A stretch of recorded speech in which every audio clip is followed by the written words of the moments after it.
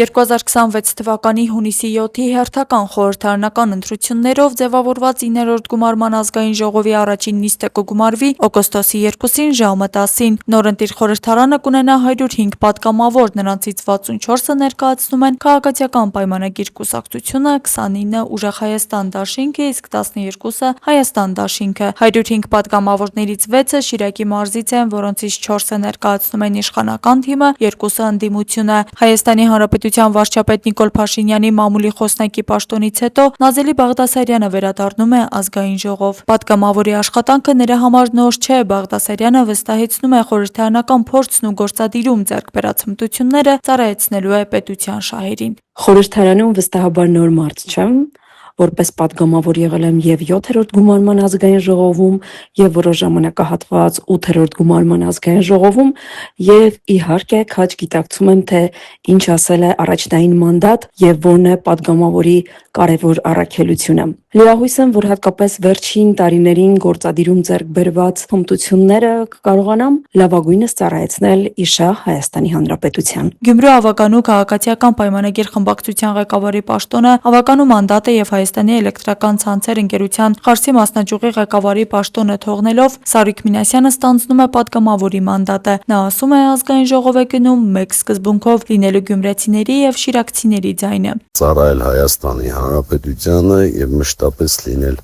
գյումրեցիների ու շիրակցիների ձայնը ազգային ժողովում։ Գյումրու ավականու քաղաքացիական պայմանագիր խմբակցության քարտուղարի պաշտոնն ու ավականու մանդատը թողնելով Քնարիկ Հարությունյանը նույնպես պատգամավորի մանդատն է ստանձնում հանրությանը ծառայելու օրենսդիրի շարքերից։ Պատգամավորի աթոռը ինձ համար արտոնություն կամ պաշտոն չէ, այլ պատասխանատվություն է եւ ծառայություն հանրությանը։ Շատ կարեւորում եմ մշտական կապի մեջ լինել քաղաքացիների հետ, նաեւ մշակել որակյալ օրենքներ, առաջարկել փոփոխություններ ըստ անհրաժեշտության, որովհետեւ նաեւ իրավական դաշտը մշտապես բարելավման կարիք ունի։ Չմոռանանք նաև պատգամավորի վերահսկողական ֆունկցիայի մասին, շատ կարևորում եմ հաշվետվողականություն եւ թափանցիկություն պահանջելը այս կամ այն ծրագրի իրագործման կամ ծախսերի մասով։ Քաղաքացիական պայմանագրից ընտրված պատգամավոր Վոլոդիա Հակոբյանի խոսքով նոր գումարման խորհրդարանի աշխատանքում առաջնահերթությունը լինելու է կուսակցության նախընտրական ծրագրի իրականացումը։ Նա առանձնացնում է խաղաղության օրակարգն ու խաղաղության խաչմերուկ նախաձեռնությունը որպես կարևորագույն ուղղություններ։ Թե ես, թե մեր թիմը գնում ենք մեր նախընտրական ծրագրի իրականացմանը, նախ եւ առաջ խաղաղության ինստիտուցիոնալացմանը, թրիփի իրագործմանը։ Մեր ժողովուրդը մեզ պատվիրակել է խաղաղությունը հիմնական դարձնելու գործը, մեր ժողովուրդը մեզ պատվիրակել է ապաշրջափակման գործընթացը առաջ տանելու գործը եւ ես կարծում եմ, որ թրիփ նախագիծը այն առաջնային կարևորության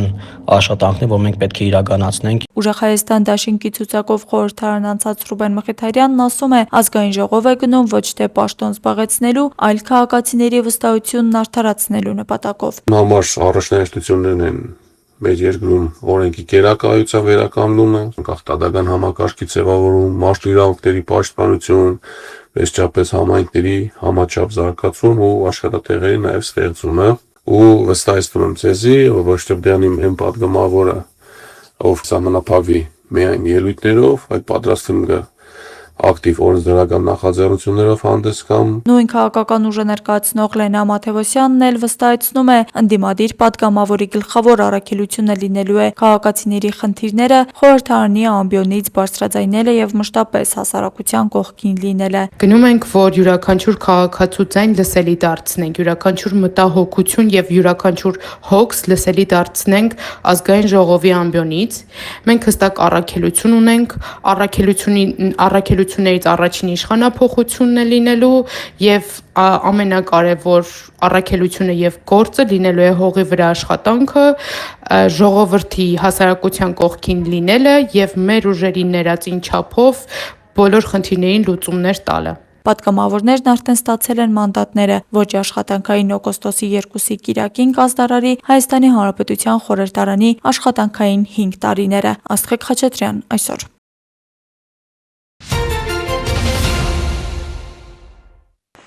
Լճափի մանկապարտեզի շենքը 50 տարեկան էլ չէ, բայց տարիների ընթացքում լրջորեն մաշվել էր։ Ծակ տանիքը, վթարված գողագծերն ու խոնավությունը վնասել էին շինությունը, որոշ հատվածներում առաջացրել անվտանգության խնդիրներ։ Լրիվ հատակը նստել էր, առաստաղից առանձնացել, պատերից առանձնացել, շարժվում էր։ Բոլորը լրիվ քանդեցինք։ Հիմնանորոգումը սկսվել է 2 ամիս առաջ։ Շինարարներն արդեն ամրացրել են հիմքերը, ապա մոնտաժել թուլացած միջնապատերը, կառուցել նորերը։ Նախագծով աշխատանքները պետք է ավարտեն 2 տարվա ընթացքում, բայց շինարարապարակում ավելի արագ տեմպերի կողմնակից են։ Մեկ ինչ հին շինարար է, դանդաղը չեմ սիրում, ուզում եմ թափով երանդով արվի։ Մանավանդ որ երեխեքի համար է, մանկապարտեզ է, շուտ անենք, որ երեխեքը շուտ գան մանկապարտեզ։ Երեխաներից ավելի շատ մանկապարտեզի շինարարության ավարտին ծնողներն են սպասում։ Մինչև նորոգումը շենքը միայն մասնակի էր շահագործվում եւ այստեղ հաճախում էր 56 երեխա։ Աշխատանքների ավարտից հետո մանկապարտեզը կկարողանա ընդունել մինչև 90 սանի։ Նախկինում ունեին երեխաներ, որ ուրիշ տեղ էին մանկապարտեզ հաճախում, վերանորոգելուց հետո հաճախելու են մեր մոտ։ Անընդհատ ծնողները դիմում էին վերանորոգման համար, վերջապես սկսեցինք վերանորոգել եւ շատ լավ է, գյուղի համար կարևոր ու մեծ նշանակություն ունի։ Կարևոր գործը սուբվենցիոն ծրագրով են անում։ Այս տարի Գավառ խոշորացված համայնքում համաֆինանսավորման նույն մեխանիզմով վերանորոգվում են 2 մանկապարտեզ՝ Լճափում ու Լանջախբյուրում։ Լանջախբյուր բնակավայրում մանկապարտեզի հիմնանորոգման պայմանագրային արժեքը շուրջ 260 միլիոն դրամ է։ Լճափի պայմանագրային արժեքը շուրջ 290 միլիոն դրամ է։ 25%-ը ներդրվելու է համայնքային միջոցներից, իսկ մնացած 75%-ը պետության միջոցների հաշվին է կատարվելու։ Համայնքների համար ներդրման այս շահեկան համամասնության հնարավորությունից Գավառում առաջիկա տարիներին էլ մտադիր են օգտվել։ Նպատակն է ոչ միայն ունենալ անվտանգ ու սեյսմակայուն մանկապարտեզներ, այլև ամբողջությամբ նորացնել գույքը, պայմանները։ Որոշակի ժամանակ հետո համայնքում չի լինելու բնակավայր, որտեղ չլինի մանկապարտեզ եւ լինի մանկապարտեզ, լինի չէ հիմնանորոգված։ Գավառի սուբվենցիոն 2026-ի օրակարգում նաև փոքր ու մեծ բնակավայրերի լուսավորության հարցն է հատուկ առանձնացվել։ Ժամանակակից էներգախնայող LED լուսատուներով մոտ 1800 հենասյուն։ Համայնքն ու կառավարությունը միասին գործի համար մոտ 230 միլիոն դրամ են հատկացրել։ Ունենք բնակավայրեր, որտեղ վերջնականապես լուսվելու է ոչ լուսավոր փողոցների հարցը, այսինքն ամբողջ բնակավայրը լինելու է լուսավորված։ Շինարարական աշխուժություն է Գավառ քաղաքի Ազատության փողոցում։ Այստեղ վերջին խոշոր աշխատանքները կատարվել էին դեռ անցյալ դարի 80-ականներին։ Նորից կառուցում ենք արդեն ժամանակակից նորմաներով, ժամանակակից ստանդարտներով։ Հողի հանույթից մինչև ավազակոպիչ, ասֆալտապատում, մայթեր, որտեղ կարիքը կա նաև բազրիքներ։ Ճանապարհաշինական բոլոր տեսակի աշխատանքներ ներառված են սուբվենցիոնայից ծրագրում։ Տարբեր հարթությունների վրա փրված առատեղումներով հայտնի Գավառում առանձնակի ուշադրություն է դարձվում նաև ջրահեռացման համակարգերին։ Յուրաքանչյուր անձրևից հետո մեր փողոցները պատմում են լրիվ ավազով ու բերվածներով։ Գավառում կառուցում ենք պոլիէթիլենային խողովակով ներքին ջրահեռացման համակարգ։ Գավառում սուբվենցիոն ծրագրերի ծավալն ամեն տարի աճում են։ Միայն ճանապարհաշինության համար 2026-ին նախատեսված ներդրումները մոտենում են 2 միլիարդ դրամի։ Կան փողոցներ, որոնք նույնիսկ խորհրդային ժամանակներից եղել են ոչ ասֆալտապատ, գրունտային ճանապարհներ, ներկապային կատարվում են ասֆալտապատման աշխատանքներ, ներառելով նաև թե արտաքին, թե ներքին ջրահեռացման աշխատանքները, որպեսզի հնարավոր լինի պահպանել ասֆալտի երկարակեցությունը։ Ավելի քան 12 կիլոմետր ճանապարհ կկառուցվի եւ կհիմնանորոգվի խոշորացված համայնքի 11 բնակավայրում ու Գավառ քաղաքում։ Ծրագրով աշխատանքների կեսը կամփոփեն այս տարի, մյուս մասը 2027 թվականին։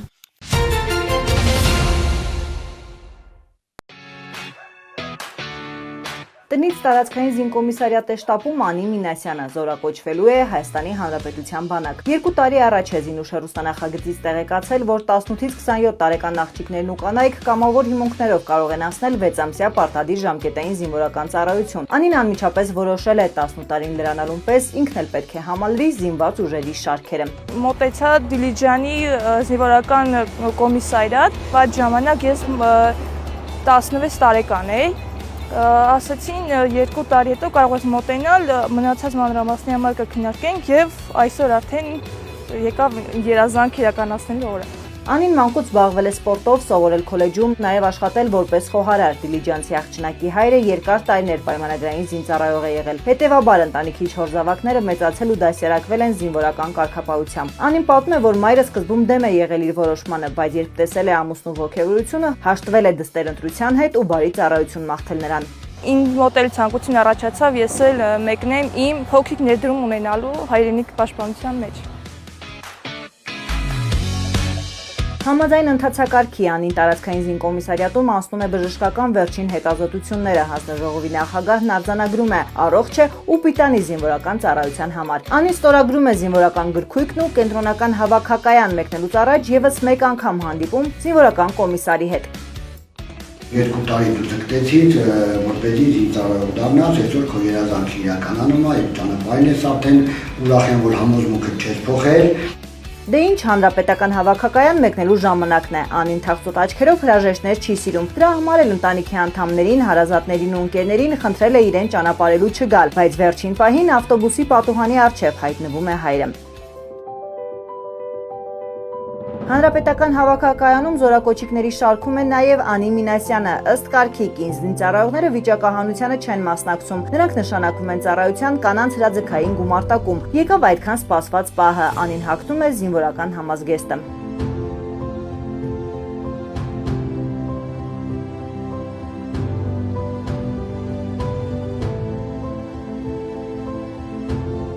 Այս համազգեստ գրելով ես ավելի ամրապնդրեցի իմ որոշման մեջ եւ պատրաստ եմ կատարել ցանկացած առաջադրանք, որը կհանդիպի իմ ճանապարհին։ Անին արդեն զինվոր է, վստահ է փորձառու սպաների աջակցությամբ եւ ուղղորդմամբ կարճ ժամանակում հարմարվելու է կարգապահությանն ու դժվարություններ չի ունենալու։ Կանանց ծառայությունը առավել գրավիչ դարձնելու նպատակով այստեղ ծառայության եւ կեցության համար ստեղծվել են գերազանց պայմաններ։ Կանանց հրաձգային գումարտակում 6 ամիս ծառայելուց հետո զինվորները ստանում են 1 միլիոն դրամ պատվովճար։ Յուրաքանչյուրն իր ցանկությամբ հնարավորություն ունի ծառայությունը շարունակել պայմանագրային հիմունքներով։ Անին եւս դառնալու է պաշտպան հայրենյաց ծրագրի շահառու։ Տաթևիկ Աբրահամյան, Հայկ Շլինգարյան, Ռազմիկ Տիգրանյան։ Ուկրաինայի նախագահ Վոլոդիմիր Զելենսկին ժամանել է Ամերիկայի Միացյալ Նահանգներ։ Այցի ընթացքում նա հանդիպում կունենա ԱՄՆ նախագահ Դոնալդ Թրամփի հետ, ինչպես նաև կմասնակցի հուլիսի 11-ին մահացած ամերիկացի սենատոր Լինցի Գրեմի հիշատակի արարողությանը։ Զելենսկին նշել է, որ Թրամփի եւ նրա թիմի հետ բանակցություններում պատրաստվում է քննարկել հակահրթիռային պաշտպանության ուժեղացումը եւ ԱՄՆ-ի հետ ռազմավարական գործընկերությունը։ Թրամփն էլ պատրաստվում է Զելենսկու հետ քննարկել ռուս-ուկրաինական պատերազմի ավարտը։ Բացի այդ, Ուկրաինայի նախագահը կհանդիպի Միացյալ Նահանգների սենատորների հետ։ Հանդիպումը տեղի ունենա Կոնգրեսում Ռուսաստանի դեմ պատժամիջոցների մասին օրինագծի քննարկման ֆոնին։ Միացյալ Նահանգները եւ Իրանը հանդիպումներ են անցկացնում, քանի որ Թեհրանն ինքն է բանակցություններ խնդրել, ինչպես ուղիղ, այդպես էլ միջնորդների միջոցով հայտարարել է ԱՄՆ նախագահը։ Դոնալդ Թրամփը կարծիք է հայտնել, որ համաձայնության հասնելու լավ շանսեր կան, իսկ եթե բանակցություններն արդյունք չտան, Ամերիկայի Միացյալ Նահանգները կվերադառնա նրան, ինչ անում էր 2 օր առաջ։ Սպիտակ տան ղեկավարի խոսքով ապագայում Իրանի դեմ ռազմական գործողության բոլոր ծախսերը կփոխհատուցվեն։ Միևնույն ժամանակ Թրամփը նշել է, որ Իրանի վերաբերյալ իր դիրքորոշումը շատ պարզ է, Միացյալ Նահանգները թույլ չի տա, որ Իրանը միջուկային զենք ունենա։ Պատասխանելով Իսրայելի վարչապետի հետ հարաբերությունների մասին հարցին, Թրամփն ասել է, որ Բենյամին Նեթանյահուի հետ փոքր տարաձայնություններ կան, բայց ընդհանուր առմամբ Իրանի վերաբերյալ իրենց դիրքորոշումները համընկնում են։ Իրանը մերժել է բանակցություններում Միացյալ Նահանգների առաջարկը, հայտարարել է Իրանի փոխարտգործնախարար Քազեմ Ղարիբաբադին։ Ամերիկյան կողմը հայտարարել էր, որ եթե այդ ծրագիրը մերժվի, բանակցությունները կհամարվեն ձախողված եւ նրանք կհեռանան։ Արդյունքում տեղի ունեցավ հենց այդպես ամերիկյան պատվիրակությունը լքեց բանակցությունները, նշել է Ղարիբաբադին։ Նրա խոսքով Օմանում բանակցությունները տեղի են ունեցել Իրանի կողմից Հորմուզի նեղուցը կրկին փակելուց հետո։ Ամերիկյան կողմը պնդել է, որ նեղուցով անցնող հարավային այլընտրանքային ուղին բաց մնա մինչև Իրանա-Օմանյան բանակցությունների ավարտը, սակայն Թեհրանը չի ընդունել այդ առաջարկը։ Հուլիսի 28-ի գիշերը Մոսկվայի մարզի ուղղությամբ արձակվել են հարյուրավոր ուկրաինական անօդաչու թռչող սարքեր, որոնց մեծ մասը ոչնչացվել է հակաօդային պաշտպանության ուժերի կողմից, հայտնել է Մոսկվայի քաղաքապետ Սերգեյ Սոբյանինը։ Ըստ նրա, Դաշնության մայրաքաղաքի ուղղությամբ թռել է ավելի քան 390 անօդաչու թռչող սարք։ Մարզի մի քանի բնակավայրում աթասների ընկնելու հետևանքով այրվել է մի քանի տուն։ Տուժածներ չկան։ Մոսկվայի 3 Վնուկովո, Ժուկովսկի եւ Դոմոդեդովո օդանավակայանները թռիչքների սահմանափակումներ են մտցրել։ Մոսկվայի մարզից բացի հուլիսի 28-ի գիշերը հարձակմանը ենթարկվել նաև Ռոստովի մարզը։ Հակաօդային պաշտպանության ուժերը Տագանրոգի ծոցի ջրերում ոչնչացրել են անօդաչու թռչող սարքեր, հայտնել է մարզի նահանգապետ Յուրի Սլյուսարը։ Լենինգրադի մարզի օդային տարածքում անօդաչու թռչող սարքի հարձակման մասին տագնապ է հայտարարվել, ինչից հետո Պուլկովո օդանավակայանը սկսել է ընդունել եւ ուղարկել չվերցնել նախնական պայմանավորվածությամբ։ Ռուսաստանն էլ անցած գիշերվա ընթացքում Ուկրաինայի ուղղությամբ արձակել է 131 անօդաչու թռչող սարք։ Ուկրաինական կողմի տվյալներով երկրի հյուսիսում, հարավում, կենտրոնում եւ արևելքում ոչնչացվել է 107 ԱԹՍ։ Արձանագրվել է 16 հարվածային ԱԹՍ-ի հարված 9 ուղղությամբ, ինչպես նաև խոցվածների սարքերի բեկորների անկում։ Դավիթ Մուրադյան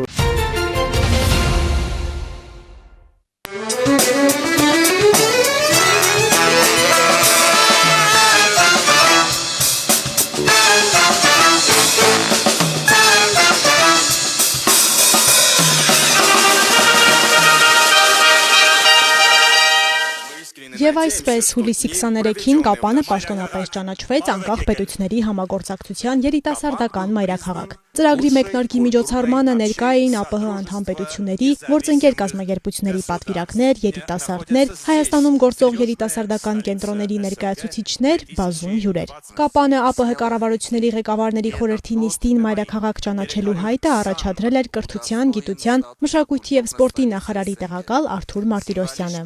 Նպատակն այն է, որ այդ մայրաքաղաքային շունչը զգան ոչ միայն այսինքն սրանով նաև туриզմ խրախուսվի եւ նաև ներքին туриզմ, որովհետեւ շատ հաճախ Հայաստանում մենք այդ խնդիրը ունենք, որ մարզերից այլ մարզ գնալը մեր ժողովուրդը միշտ չէ որ սիրում է եւ սա հնարավորություն է գալու այստեղ եւ Կապանի երիտասարդների, Կապանի երիտասարդական կազմակերպությունների տարբեր կառույցների համար հնարավորություն է նաև իրենց միջազգային համագործակցությունը ընդլայնել։ Մարզային ու համայնքային իշխանությունների համոզմամբ յուրաքանչյուր պետության ու համայնքի զարգացման կարևորագույն շարժիչ ուժը երիտասարդությունն է։ Ուրախ եմ բոլորիդ ողջունել Սյունիքի մարզկենտրոն Կապանում, որն այսօրվանից պաշտոնապես ստանձնում է 2026 թվականի ԱՊՀ երիտասարդական մայրաքաղաքի տիտղոսը։ Կապանում ամենուրեք կարելի է տեսնել երիտասարդության շունչը, մտահղացումները եւ կարող ենք ամենուրեք տեսնել, որ երիտասարդությունը դարձել է համայնքի զարգացման լոկոմոտիվ։ Պարտությամբ կարող եմ փաստել, որ մենք Կապանում ունենք բանիմաց, նախաձեռնող, իրենց առողջ նպատակների մեջ հաստատակամ եւ պահանջատեր երիտասարդներ, որոնց ներուժն ու համայնքային կյանքում ակտիվ ներգրավվածությունը կարևոր հիմք են դարձել Կապանի նախ 2021 թվականի Հայաստանի երիտասարդական մայրաքաղաք, իսկ այսօր արդեն ԱՊՀ երիտասարդական մայրաքաղաք դառնալու ճանապարհին։ Ամիսներ առաջ Մեղրին ճանաչվել էր ԱՊՀ մշակութային մայրաքաղաք։ Սյունիքի մարզի համար սա կրկնակի հպարտության առիթ է, նշում են մարզպետի աշխատակազմից։ Կարծում եմ հենց Կապանը պիտի լիներ, որովհետև Կապանը այո քայլելով վստահ եկել հասել էր այս ճանապարհին եւ այս գնահատականը ինքը չենք կարող գերագնահատել, այլ ինքը իրական էր, ու այս իրականել այս պահին մենք տեսնում ենք Կապանում։ ԱՊՀ երկրների 4 երիտասարդներ Կապան համայնքի ղեկավար Գևորգ Փարսյանին փոխանցեցին ԱՊՀ երիտասարդական մայրաքաղաքի հավաստագիրը։ Փարսյանը, под ваши аплодисменты։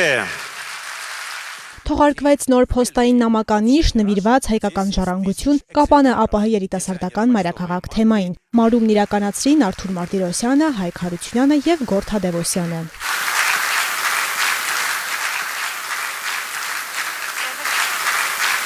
Ծրագրի մեկնարկի առաջին օրը եզրափակեց Հայաստանի հանրային ռադիոյի սիմֆոնիկ նվագախումբը։ Միջոցառման երկրորդ օրը մեկնարկեց կրթության, գիտության, մշակույթի եւ սպորտի նախարարի տեղակալ Արթուր Մարտիրոսյանի նախագահությամբ ԱՊՀ անդամ պետությունների երիտասարդության հարցերով խորհրդի հերթական նիստով։ Սովորաբար այս ձևաչափը ԱՊՀ-ում կիրառվում է, որպեսզի որոշ քաղաքականություն մշակողները եւ նաեւ այդ քաղաքականության եւ մասնակիցները, բայց նաեւ ի վերջո շահառուները իրար հետ մեկտեղվեն եւ դա հնարավորություն տա, որ զուգահեռաբար երկու միջոցառումները միմյանց լրացնեն եւ տեղեկացվածություն ապահովեն։ Молодежная политика в Республике Армении։ Հայաստանում երիտասարդական քաղաքականությունը նոր մակարդակի վրա է։ Դա չի կարող չուրախացնել։ Քննարկեցինք արդեն իսկ իրականացված նախագծերը, նաև նրանք, որոնք սպասվում են հաջորդ տարիներին։ Для Армении очень, думаю, важно, потому что Սա շատ կարևոր նախագիծ է Հայաստանի եւ հենց Կապանի համար։ Երիտասարդներն ունեն ողջ ներուժը ԱՊՀ անդամ երկրներին ցույց տալու հնարավորություն։ Այստեղ նաև բնությունն է հրաշալի։ Մարդիկ հյուրընկալ։ Ավելի քան 100 երիտասարդ էլ բանախոսություններով, խմբային աշխատանքներով մասնակցեց երիտասարդության դերն ԱՊՀ երկրների միջև համագործակցության ամրապնդման գործում թեմայով համաժողովին։ Երիտասարդների հետ շփվում ենք, փոխանակվում ենք մեր գիտելիքներով, պատմում ենք մեր Հայաստանի մասին, Կապանի մասին, իրենք էլ իրենց հերթին պատմում են իրենց երկրների մասին։ Օրինակ չգիտեինք, որ ղրղզները մերպես էլի հին են, ու մեր չափ չէ, բայց էլի շատ հին են ու էլի հարուստ մշակույթ ունեն ու մեր մշակույթները անգամ շփվել են իրար հետ, հայերը այնտեղ եկեղեցիներ, խաչքարեր են իրենց հետևից թողել։ Очень важно, что мы собираемся именно вот офлайн, лицом к лицу. Հիանալի է, որ ունենք օնլայն հարթակներից դուրս հանդիպելու, երիտասարդների հետ շփվելու հնարավորություն։ Քննարկման շատ ընդհանուր թեմաներ կան։ Կապանի բնությունը գեղեցիկ է, լանդշաֆտը հետաքրքիր։ Մենք հաջորդ անգամ այստեղ կվերադառնանք ուղղակի հանգստանալու համար։ Առողջ ապրելակերպ, կամավորություն, որոշումների կայացման գործընթացում երիտասարդների մասնակցություն եւ միջազգային համագործակցություն։ Սրանք էին երիտասարդների քննարկման հիմնական թեմաները։ Մասնակիցները հասցրին լինել նաև ժամանակակից արվեստի թանգարանում եւ Թումո ստեղծարար տեխնոլոգիաների կենտրոնում։ Նոր ծանոթություններ եւ ընկերներ ենք ձեռք բերել եւ հենց նրանց այստեղով շրջած կազմակերպելն էլ բավականին հետաքրքիր նախաձեռնություն եմ համարում անավանդ այսօրին, երբ որ Փարաջանովի ցուցադրությունն է, քանի որ եւ նրանք կծանոթանան հայ մշակույթին եւ հայ մշակույթը ու հայ հայտնիները ավելի ճանաչված կլինեն։ Я думаю, что Կարծում եմ մեր համագործակցությունը Հայաստանի եւ ԱՊՀ անդամ այլ երկրների հետ ուղղված է ավելի մասշտաբային նախագծերի։ Մենք հիացած ենք։ Այս թանգարանը կարելի է համարել մարզի ամենագեղեցիկ թանգարաններից մեկը։ Անկախ պետությունների համագործակցության երիտասարդական մայրաքաղաք 2026 ծրագրի շրջանակում կազմակերպվել էր նաև ցուցահանդես տոնավաճառ, որտեղ ներկայացվել էին սյունեցների ավանդական կերակրատեսակները, ձեռագործ աշխատանքները, տեղական բերքն ու բարիքը։ Կապանում ծրագրի շրջանակում մի շարք այլ միջոցառումներ էլ կանցկացվեն։ Հաջորդը կլինի օգոստոսի 12-ին երիտասարդության միջազգային օրը։ Հետևեք հայտարարություններին եւ դարձեք քաղաքում անցկացվող մասշտաբային իրադարձությունների անբաժան մասը։ Աննա Մելքումյան, Ռոբերտո Հնջանյան։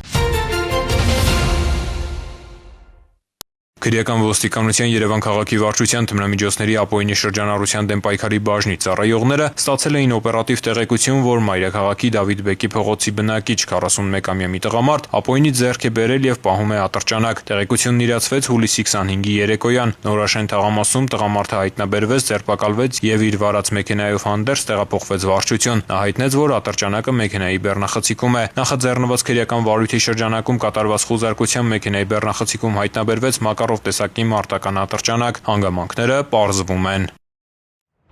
Հուլիսի 20-ից 27-ը մայրաքաղաքում իրականացված ծառայության ընթացքում Երևանի պարեկները հայտնաբերել են ճանապարհային երթևեկության կանոնների 5058 խախտում, պահպանվող հատուկ տարածք տեղափոխելով 235 ավտոմեքենա։ Մասնավորապես հայտնաբերվել է ոչ սթափ 163 վարորդ առանց վարորդական իրավունքի վկայականի 135 անձ, հայտնաբերվել է հաշվառման համարնիշի հետ կապված 43 չամրակապված վարելու 1044, առանց մանկական նստատեղի քարսիթի 29, վարելու ընթացքում ծխելու 581, վարելի սեռախոսից օգտվելու 308, հետիոտնի որ սահմանված վայրով անցնելու 10 եւ 1768 այլ իրավախախտում, 18 մեքենա շահագործվել է առանց ապապայմանագրի, 85-ը տեխնիկական զննություն չանցած, 96-ը լուսարձակների անսարքությամբ, 72-ը թաղանթապատված դիմապակիով եւ կողայնապակիներով։ Բացի այդ տարբեր կասկածանքներով ձերբակալվելու համայնքային ոստիկանության բաժիններ է տարվել 42 անձ։ Նույն ժամանակահատվածում մարզերում պարեկները հայտնաբերել են ճանապարհային երթևեկության կանոնների 16187 խախտում, պահպանվող հատուկ տարածքներ տեղափոխելով 217 տրանսպորտային միջոց, հայտնաբերվել է ոչ ստապ 318 վարորդ առանց վարորդական իրավունքի վկայականի 426 անձ, հայտնաբերվել է նաև հաշվառման համարնիշի հետ կապված 68 չամրակապված վարելու 4786, առանց մանկական նստատեղի քարսիթի 325, վարելու ընթացքում ծխելու 611, վարելի սեռախոսից օգտվելու 724, հետիոտնի որ սահմանված վայրով անցնելու 58, արագության գերազանցման 2752 եւ 4954 այլ իրավախախտում, 57 ավտոմեքենա շահագործվել է առանց ապապայմանագրի 407 175-ը տեխնիկական զննություն չանցած, 584-ը լուսարձակների անսարքությամբ, 146-ը թաղանթապատված դիմապակիով եւ կողայնապակիներով, 18 վարորդուգանվել է վարելիս նվագարկչի ստանդարտին չհամապատասխանող լրացուցիչ ուժեղացուցիչներ օգտագործելու համար։ Բացի այդ, տարբեր կասկածանքներով ձերբակալվել ու համայնքային ոստիկանության տարածքային բաժիններ է տարվել 54 անձ։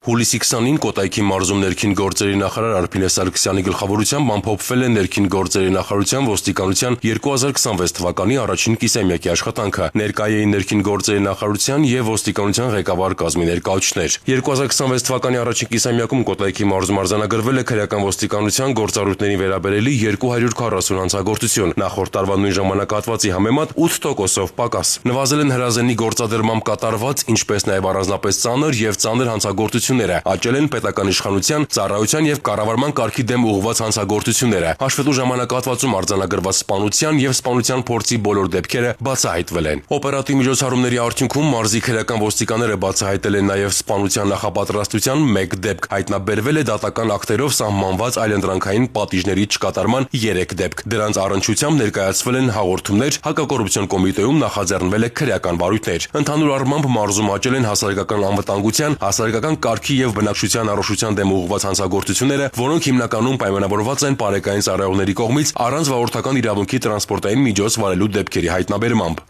Համայնքային ոստիկանության հրազդանի բաժնի սպասարկման տարածքում գրանցվել է հանցագործության 363 դեպք, նախորդ տարվա նույն ժամանակահատվածի համեմատ 19%-ով ավելի։ Բացահայտման արդյունավետությունը կազմել է 87.1%։ Միաժամանակ ավելացել են զենք զինամթերքի եւ թմրամիջոցների ապօրինի շրջանառության հայտնաբերման, ինչպես նաեւ ընտանեկան եւ կենցաղային բռնության դեպքերը։ Նախորդ տարվա հաշվետու ժամանակահատվածի համեմատ 20.1%-ով պակաս հանցագործության դեպք է գրանցվել համայնքային ոստիկանության Կոտայքի բաժնում։ 437 դեպքից բացահայտվել է 362-ը։ Բացահայտման արդյունավետությունը նվազել է կազմելով 82.8%, 65.2%-ով նվազել են նաև սեփականության դեմ ուղղված հանցագործությունները։ Առաջին կիսամյակի արդյունքներով համայնքային ոստիկանության Գառնի բաժնում տնտեսական գործունեության դեմ ուղղված հանցագործություններ չեն արձանագրվել։ Գրանցվել է հանցագործության 162 դեպք, ինչը 19.1%-ով ավելի է նախորդ տարվա ցուցանիշից։ Միաժամանակ նվազել են մարդու եւ սեփականության դեմ ուղղված հանցագործությունները, բացահայտման արդյունավետությունը գերազանցել է նախորդ տարվա ցուցանիշը, կազմելով 93.2%։ Համայնքային ոստիկանության Նայիրիի բաժնի սպասարկման տարածքում գրանցվել է հանցագործության 258 դեպք, ինչը 16.2%-ով ավելի է նախորդ տարվա նույն ժամանակահատվածի համեմատ։ Սեփականության դեմ ուղղված հանցագործությունները նվազել են 73, իսկ տնտեսական գործունեության դեմ ուղղվածները 77.8%-ով։ Բացահայտման արդյունավետությունը զգալիորեն բարելավվել է, կազմելով 90.3%, նախորդ տարվա 66.7%-ի դիմաց։ Համայնքային ոստիկանության Չարենցավանի բաժնում նախորդ տարվա հաշվետու ժամանակահատվածի համեմատ արձանագրված հանցագործության դեպքերը 8.7%-ով պակասել են, 157 դեպքից բացահայտվել է 139։ Բացահայտման արդյունավետությունը բարձրացել է կազմելով 88.5%, նախորդ տարվա 76.2%-ի դիմաց։ Նվազումը հիմնականում պայմանավորված է մարդու եւ սեփականության դեմ ուղղված հանցագործությունների նվազմամբ։ Բարեկային ծառայության Կոտայքի մարզի գումարտակի ծառայողները բացահայտել են 153 հանցագործության դեպք, ինչը նախորդ տարվա նույն ժամանակահատվածի համեմատ աճել է։ Տարբեր վարչական իրավախախտումներով կազմվել է 56139 արձանագրություն, նախորդ տարվա համեմատ 5896-ով ավելի։ Ավելացել են ճանապարհատրանսպորտային պատահարները, նվազել են դրանց հետևանքով զոհերը։ Ոստիկանության գվարդիայի պահպանության Կոտայքի եւ Հրազդանի բաժիններում իրականացվել են պահպանվող օբյեկտների անվտանգության պատշաճ ապահովման աշխատանքներ։ Գվարդիայի ծառայողները բացահայտել են մի շարք հանցագործություններ, իսկ շրջիկ ծառայության ընթացքում իրականացրել հասարակական կարգի պահպանության եւ հասարակական անվտանգության ապահովման միջոցառումներ։ Անդրադառնալով ներկայացված արդյունքներին նախարար Սարգսյանը շնորհակալություն է հայտնել մարզային ստորաբաժանումների ծառայողներին կատարած աշխատանքի համար եւ անդրադարձել բաստողումներին։ Ընդգծվել է հանցագործությունների կանխարգելման եւ բացահայտման ցուցանիշների հետագա բարելավման ուղղությամբ առավել թիրախային եւ հետեւողական մոտեցումների ակտիվացումը։ Արփինե Սարգսյանը հանձնարարել է անզիջում պայքար մղել քրեական ենթամշակույթի դեմ, կանխելով քրեական տարրերի ազդեցությունն ու տարածումը, կարևորելով հատկապես գիշերային ժամերին բակային տարածքներում խմբերով հավաքվելու ուղղությամբ կանխարգելիչ եւ օպերատիվ աշխատանքը, ներքին գործերի գործերի նախարարը հանձնարարել է ոստիկանության տարբեր ստորաբաժանումների ներգրավմամբ պարբերաբար իրականացնել շրջիկ եւ ուժեղացված ծառայություններ, հատկապես այն վայրերում, որտեղ առկա են հանցավորության կամ քրեածին միջավայրի ձևավորման ռիսկեր։ Նախարար Սարգսյանն ընդգծել է նաեւ օպերատիվ տեղեկությունների պարբերական թարմացման եւ դրանց որակի բարձրացման անհրաժեշտությունը։ Կարևորվել է նաեւ կադրային համալրման եւ մասնագիտական կարողությունների զարգացման ուղղությամբ հետևողական աշխատանքը։ Նախարարը խիստ հանձնարարել է տարածքներում ապահովել թիրախային եւ կանխարգելիչ աշխատանք յուրաքանչյուր համայնքի ու բնակավայրի առանձնահատկություններին համապատասխան, արագ արձագանքել առկա խնդիրներին եւ հետևողականորեն իրականացնել միջոցառումներ, որոնք կկանխեն իրավախախտումները, բարձրացնելով քաղաքացիների անվտանգության մակարդակը։ Որպես իրականացված օպերատիվ աշխատանքի շոշափելի արդյունք, նախարարն առանձնացրել է սպանության նախապատրաստության դեպքերի բացահայտումը, ինչպես նաեւ բազմաթիվ խուզարկությունների արդյունքում մեծաքանակ ապօրինի զենզինամթերքի հայտնաբերումն ու արգրավումը։ Արփինե Սարգսյանը հրահանգել է նշված ուղղությամբ ել ավելի ակտիվացնել հետախուզական ու կանխարգելիչ միջոցառումները։ Թմրամիջոցների ապօրինի շրջանառության դեմ պայքարի շրջանակում հանձնարարվել է բացահայտել եւ մշտադիտարկել իրացման օգտագործման հնարավոր վայրերը, կանխարգելել եւ նվազագույնի հասցնել համացանցի միջոցով ապօրինի թմրաշրջանառության դեպքերը։ Ընտանեկան բռնության դեպքերի վերաբերյալ Արփինե Սարգսյանն ընդգծել է, որ դրանց կանխարգելման շղթան պետք է սկսվի վաղ հայտնաբերումից եւ շարունակվի մինչեւ յուրաքանչյուր դեպքի ամբողջական բացահայտում։ Հանձնարարվել է ապահովել պատշաճ վերահսկողություն եւ բռնության նոր դրսեւորումները կանխելու նպատակով սերտորեն համագործակցել գործընկեր կառույցների հետ։ Առանձին անդրադարձ է կատարվել անչափահասների մասնակցությամբ եւ նրանց նկատմամբ կատարվող հանցագործություններին։ Նախարարը շեշտել է, որ յուրաքանչյուր նման դեպքի անհրաժեշտ է արձագանքել անհապաղ եւ համակողմանիորեն, ապահովելով նաեւ ուսումնական հաստատությունների հետ ակտիվ համագործակցությունը։ Արփինե Սարգսյանը հանձնարարել է քաղաքային հատվածներում առավել հետևողականորեն վերահսկել կվադրոցիկլների շահագործումը, բացառելու դրանց անօրինական օգտագործումն ու չթույլատրված հատվածներում երթևեկությունը, ապահովելով պատշաճ հանրային անվտանգություն։ Նախարարը հետաքրքրվել է նաեւ օպերատիվ կառավարման կենտրոնի գործունեության եւ իրականացված փոփոխությունների արդյունքներով, ընդգծելով, որ անհրաժեշտ է յուրաքանչյուր ահազանգի դեպքում գործել մեկ զանգ արագ արձագանք տրամաբանությամբ, ապահովելով քաղաքացիների պատշաճ, հարգալից եւ որակյալ սպասարկումը։ Ամփոփելով ներքին գործերի նախարար Արփինե Սարգսյանը հանձնարարել է երկրորդ կիսամյակի ընթացքում հանցագործությունների կանխարգելման ու բացահայտման, հանրային անվտանգության ապահովման ուղղություններով առավել հասցեական պլանավորել անելիքները, ինչը թույլ կտա արձանագրել դրական ցուցանիշների շարունակական աճ։